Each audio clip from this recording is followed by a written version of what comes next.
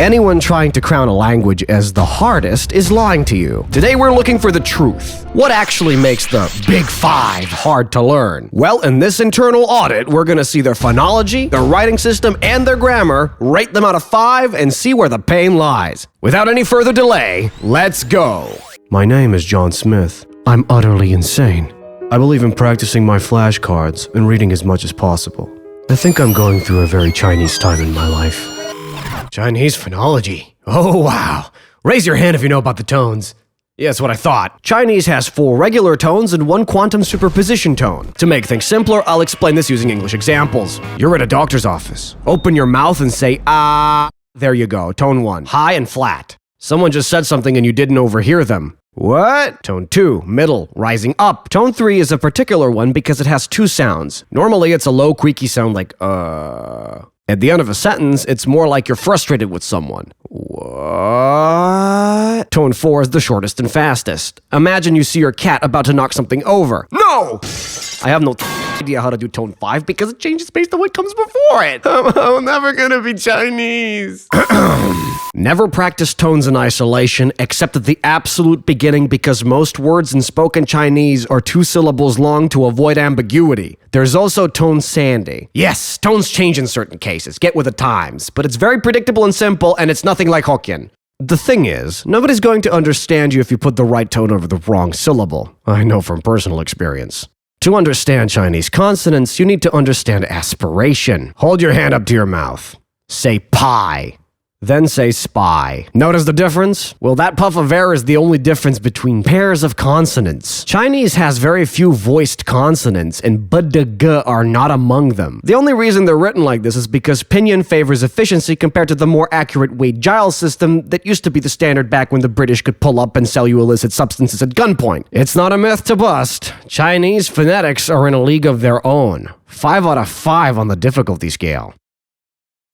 How do Han characters work? This character is the classic example. On the left, you see a woman. On the right, you see a horse. Stop giggling at your mother. Yep, that's exactly what it means. The horse is only there to serve as a phonetic hint. Wait, hint? When these characters were being written for the first time, the phonetic component matched up with Old Chinese almost perfectly. However, over thousands of years, Chinese has changed dramatically while the characters have stayed the same. There are 201 radicals used to categorize words in a dictionary, and the average character is built by combining 2 to 3 distinct visual components, usually 1 for meaning and 1 for sound. Before you ask, you don't need to be able to write anything down on paper, though I recommend it. It is completely possible for there to be a person out there who is fully fluent in Chinese but has never heard it spoken. Why do you think it's so diffused in this massive area that is East Asia? It's just that good. I've actually seen quite a few astounding cases of Reddit eunuchs learning to read Chinese solely because their favorite stories haven't been translated yet. You just need to be able to recognize the characters. Let me demonstrate. You test will not pass. Moreover, you will be kicked by a horse. Oh. 3 out of 5 on the difficulty scale. It's actually not that hard because the main thing tripping you up is pronunciation and, I guess, the big time commitment. Chinese grammar is easy. Yeah, right. Sure.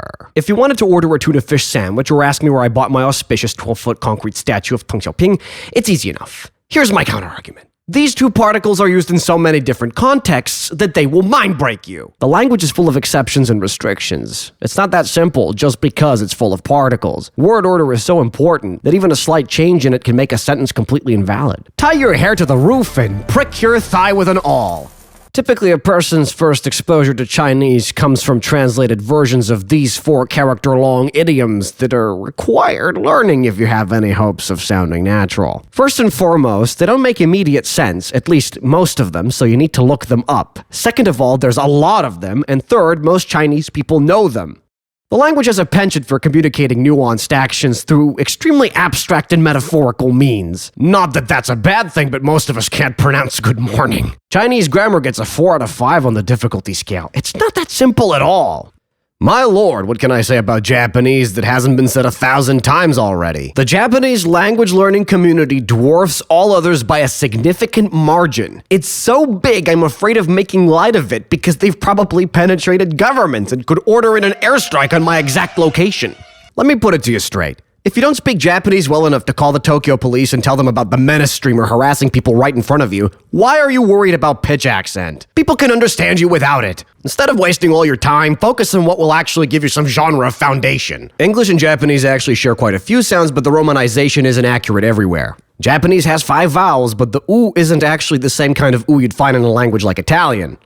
Funnily enough, it was also one of the reasons why I learned the IPA, the other one being the R sound. It's supposed to be super difficult and foreign or whatever, but in reality it isn't. It's the double T in butter. Ara, ara, ara, ara, ora, ora, ora, ora, ora. Here's a few other things the romanization missed. These aren't like our English equivalents in words like shower or chest. Xi and qi. They actually match up better with these Russian letters than these Chinese letters. He, hu, and not he, who. It also features double consonants. Have you ever done an Italian accent? Si, corretto. Ma che dice questo?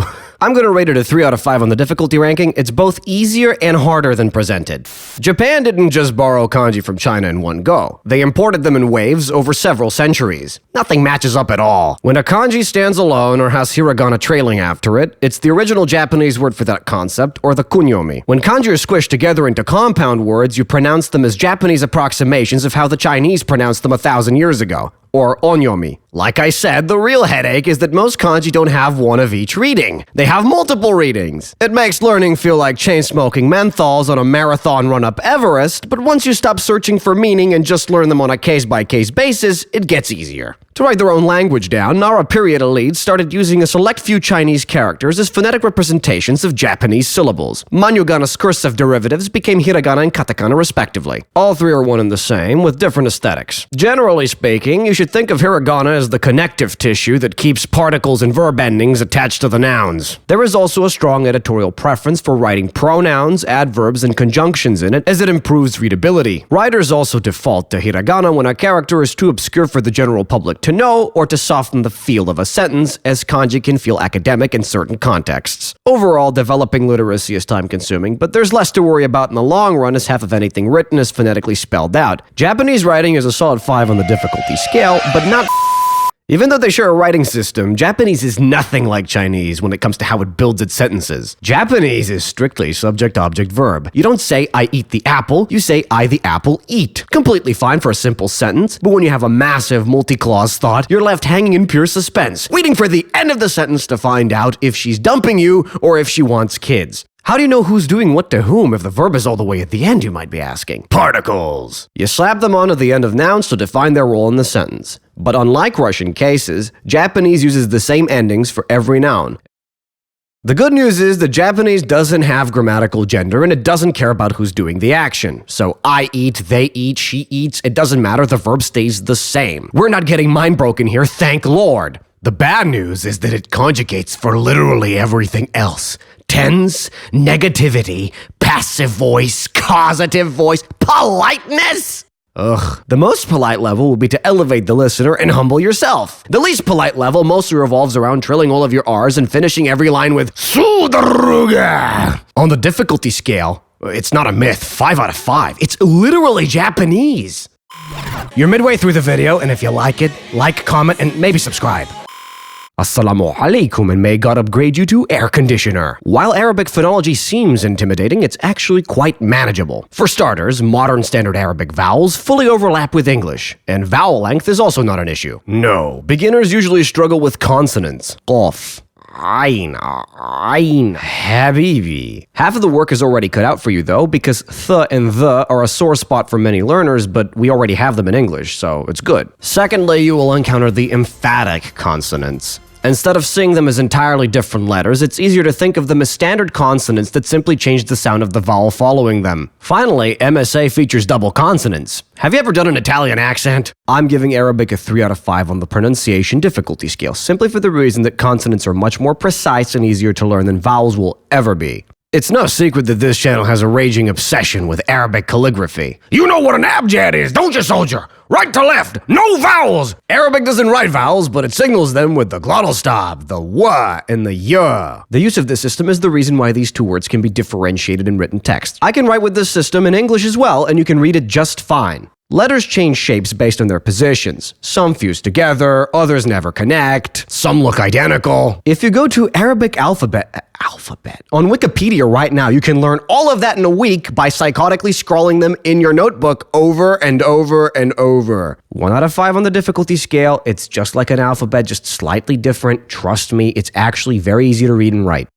It's a bad time to say this, but modern Standard Arabic isn't anyone's native language. But all books, laws, and street signs are written in it. It's the language of instruction, and all Arabs understand it, even if they reply to you in their respective dialects. Arabic has the most Sisyphean grammar of any language we will be discussing today. It's not the cases, which are relatively simple. It's not the word order, though it's hard to get used to. No, it's the conjugations. Yo, man, I speak Spanish. That conjugates a lot.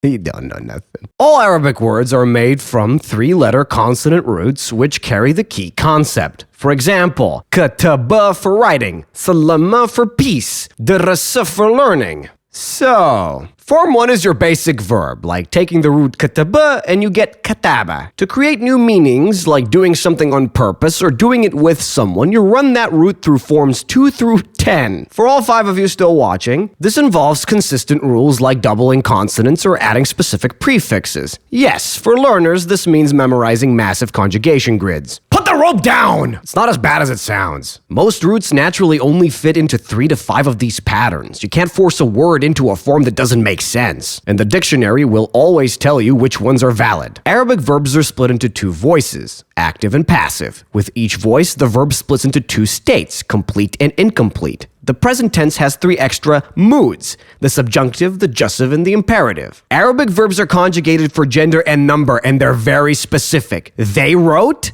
Which they? 2 men, 2 women, more than 2? You've just been mind-broken! By the time you reach the future tense, your brain will already be begging you for mercy, or something lead-coated. The websites on the screen right now will give you full conjugation tables. You can always look up which the most useful verbs are to learn first. Ultimately, though, 7 out of 5, harder than Japanese! Хотите послушать американский cutaway gig? What kind of idiot invents a hedgehog sandwich? Both Russian and English are stress-timed languages. That means unstressed vowels get annihilated. Let's look at what happens to the letter O in a word both languages share. Doctor. Doktor. Wow! Let's start simple. You need to be introduced to a concept in Russian called soft and hard consonants. These vowels have never been to prison, and so they turn the consonant that comes before them into a baby talk version of itself. This is the soft sign. The same palatalizing effect, but no vowel. These are hard vowels. They don't do anything to the consonants, but they went to Russian prison anyway. My god, look at this. Final consonant devoicing. This jargon could drive anyone crazy. In plain English, at the end of a sentence, if the last word ends in a voiced consonant like padaga, devoice it to pataka. That's it, literally. One of the most recognizable traits of Russian is that O is turned into an A sound when in an unstressed position. It actually goes much further than that, and you can see insane charts like this trying to collect them all. The best piece of advice I can give you on vowel reduction is not to try to do it in the beginning. You will pick it up as you make progress. Due to the nature of Russian phonology, I'd say 3 out of 5. Roll your R's. Cyrillic is an alphabet like Latin or Greek. 1 letter, 1 sound. The language has changed since it was last reformed, so there are a few examples of non-phonetic spellings. Che becomes sh in a few words. G used to be a r sound. It's read as v in words like yivo, and h in words like bokh. This is why Harry Potter is actually Gary Potter in Russian. Some words even have silent consonants in them. Ah, comrades, maybe we're not so different after all. Russian is the English of the East. This would have been the shortest writing section were it not for the constant talk of Russian cursive on all sorts of social media posts. You know, everything looks hard to read when you actually can't read it. I do admit cursive letters can be very divergent in certain cases, so study them like a secondary alphabet. But the thing is, that only matters if you're going to write on paper. With a pen. Party like it's 1918, I guess. 1 out of 5 on the difficulty scale. You just need to learn a new alphabet. Yeah, just. Have you seen the Japanese segment of this video? Verbs have 2 aspects, perfective and imperfective. Within each aspect, the verb splits into tenses. Past, present, and future for imperfective, while perfective drops the present tense, existing strictly in the past and future. Similarly to glory of Soviet motherland. The verbs have a few particularities about them, but they don't pose a significant problem, mostly due to a much larger threat. Noun cases. Russian is woke as fuck, so it has 3 genders: man, woman, and building. Depending on what function these words serve in a sentence, they must be inflected to show it. Example: John dal Ivanu action figurku sojaka. The actor John stays in the baseline nominative case, while the receiver Ivan takes the dative case to show who's getting the gift. The physically handed over action figure takes the accusative case as the direct object, and sojak takes the genitive case to mean of a sojak, making the sentence valid in any word order. Action figurku sojaka Ivanu dal John. There are 6 cases with nominative being the dictionary form of the noun. There are about 8 declension patterns and sometimes unpredictable changes in word stress. The real issue for any learner is that noun cases are mandatory for sentences to make sense. You can afford to make mistakes, but you cannot afford to speak without them. Or more so, shouldn't. Not only are there many free resources, even Wikipedia has all of this information available in incredible, nauseating detail. On the difficulty scale, I rate Russian grammar a 4 out of 5. Your mileage may vary, but once you know it for good. Korean isn't getting the same song and dance number as the other languages because it fundamentally mind-broke me in ways I can't even begin to explain. It's got complex consonants, it's got tone, it's got every vowel in the IPA, and it's tense consonants. I don't hear a difference. I'm getting tense. If you're here and you've seen the Japanese section of this video, you might think Korean grammar is easy. It's got subject, object, verb, it's got agglutination, it has particles. You know how to do this? No, you don't. Sit back down. Everything in Korean shifts and changes based on context, despite it already having monstrously hard phonetics. Particles and verb endings aren't consistent like in Japanese. They change based on the word they're attached to. Korean has vowel harmony. I wouldn't say that's a defining feature of Korean because Korean has so many features, it may as well be the biggest iceberg I've ever seen. Apparently, Korean society is hyper-focused on hierarchy, age, and status, and the language is hard-coded to reflect those in everything you say. Like Japanese, this is also expressed through verb conjugation, but not exclusively. Today, there's only 4 of these speech levels. I say only because they used to be 7. Some of these examples are gonna sound like I'm making it up, but I'm not. How about a different noun for house, a different word for age, and a different verb for to eat? Wholly dependent on if you're talking about your grandfather or yourself. Speaking of eating, you can't just say that you're going to eat. You have to declare your exact psychological relationship to the future event. Are you simply stating a probable future fact? Are you making a strong personal promise or declaration of intent? Are you offering to do something for the listener? Or are you just guessing about something you have no control over? How about the alphabet? The alphabet's gotta count for something, right? Learners and speakers of Korean tend to tell me it's very simple and precise, so it's gotta count for something. That's true, it is very precise. Here's a counter question. Can you tell all of these vowels apart? What about these consonants? No? Well, you need to if you want to write anything. At least it writes spaces, okay? Letters are spaced apart. Korean spell checkers regularly have existential meltdowns. 5 out of 5 out of 5 out of 5. It's the hardest language ever devised, and I want you to know that if Koreans still used Han characters, it would actually be easier to write. Video's over, and if you want to support the channel, like, comment, and subscribe. That's super duper important. I don't want to say it, but apparently you're supposed to. And before you ask me, Mr. Plasticine, what do I comment? Give me your grocery list. Tell me your favorite language. Where are you from? Only wrong answers. Lie to me.